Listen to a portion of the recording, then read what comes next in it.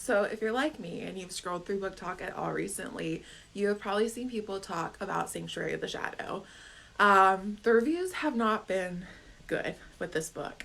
It's been published by Red Tower Books, who are the same ones who published Fourth Wing. It has the same beautiful, pretty sprayed edges that Red Tower Books are known for. So one thing I noticed was a lot of people who seem to dislike this book also disliked Fourth Wing. So as someone who really enjoyed Fourth Wing, I wanted to kind of give it a shot, see if maybe the reviews were just a little too harsh. So I listened to it this weekend, and I'm going to say the reviews are very accurate. My overall rating of the book was a 2.75.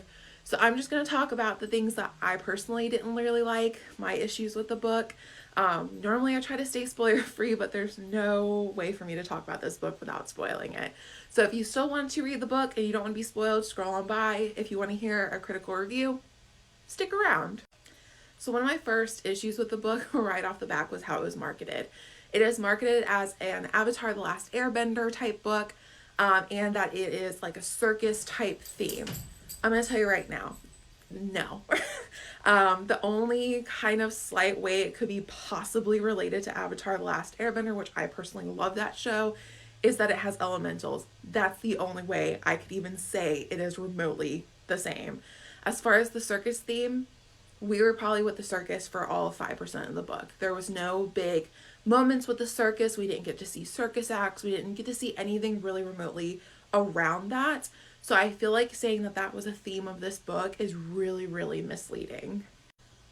So now let's get into more of the character slash story. So we follow Harrow, who is the last surviving water elemental, who is also an oracle. Several years ago, her entire clan, tribe, whatever, was killed by these things called wraiths. Wrath. That's very important, the spelling. And it was because there was this queen who no longer was kind of fighting with her sister, who was like the person who created the elementals. So she decided to get rid of them. So Harrow's whole family has been killed. She now lives and works with the circus for protection. Everyone thinks she's human because she's masquerading as that. Well, she ends up meeting our main male character, who is called Wraith. Raith. Spelling is important. And he has been captured and kind of sold into the circus. And he has no memories. He doesn't remember who really he is. He just remembers his name.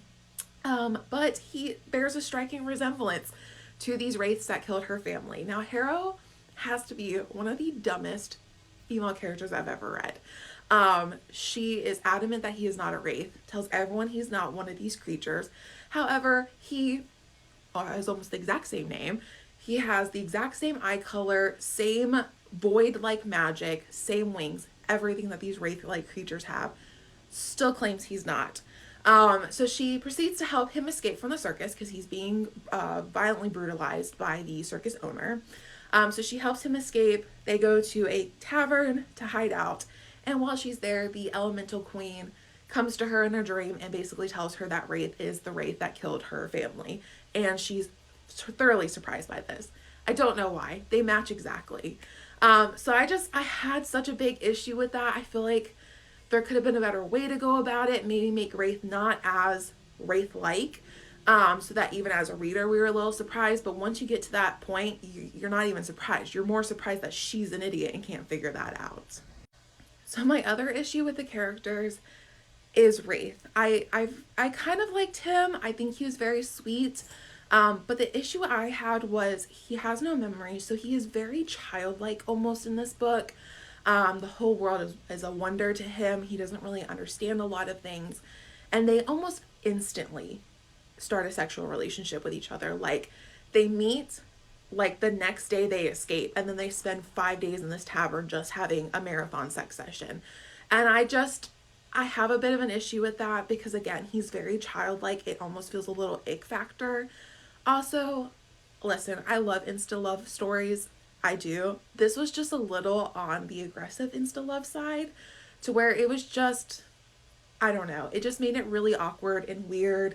Their whole relationship, by like the end of the 5 days of them knowing each other, she was already ready to say I love you to this person.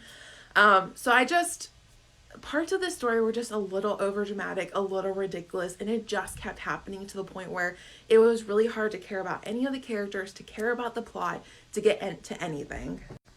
So I had such a big issue with the characters, but I also had issues with the plot and the world building. I felt like we just kept jumping from things so quickly in the plot that you couldn't connect with anything. You couldn't connect with the characters, you couldn't connect with the story, to the point where things were happening and I just didn't care because I was not connected to anybody. The world building was just not very well done. Like, I ended the book and I still don't know anything really about this world other than there were elementals and they died because two queen sisters got pissed at each other. I feel like this probably could have gone through a couple more iterations of editing, drafts and things like that, and it probably could have been a good book. It had a really good potential, plot and storyline, but again, I feel like the mismarketing, the poor characters, and the plot just really kind of made this like not a good book for me. I will say the one thing that did make me slightly enjoy this book were the side characters. We popped in with them a little bit, and I really enjoyed them. I actually was more interested in their story than I was the main male and female character. So Harrow has a friend who helps her escape, and then I just feel like her friend had more interesting things going on. More of that like cat and mouse situation where she was trying to cover for Harrow with the head of the circus. And I was more interested in their story than I was Harrow and Race, because honestly, they were just spending 5 days having sex in a tavern. So I feel like so much more could have been done. This book also ended in one of my least favorite plot driven, tropes. I think there's going to be a second book. I don't know if this was a standalone or first in a series, but it ends with Harrow being pregnant, and I don't mind pregnancy if it's an epilogue and it's the final of the book or the series or whatever, that's fine. But again, I think that this is the first in a series, so I think this pregnancy is being used as a plot device, and I don't like that. So just a lot of things in this book just seem really not that great. I do agree. I think the reviews that it's getting are very accurate. I personally was really swayed by the sprayed edges. I'm really happy I ended up not buying it. I definitely had it kind of flip-flopping in my cart for a while, and then all the reviews started, so it's now out of my cart. Probably won't buy it. Actually will definitely not buy it. So I just think go into it knowing that the way it's marketed is not the way it is. If you're looking for a really cool Avatar: The Last Airbender circus themed book, this is not at all what you're gonna get. You're gonna get a very generic, rinsed and repeat romantasy book that just feels like they took every plot and trope from every other popular romantasy and threw it into this book and tried to make something of it, and they didn't.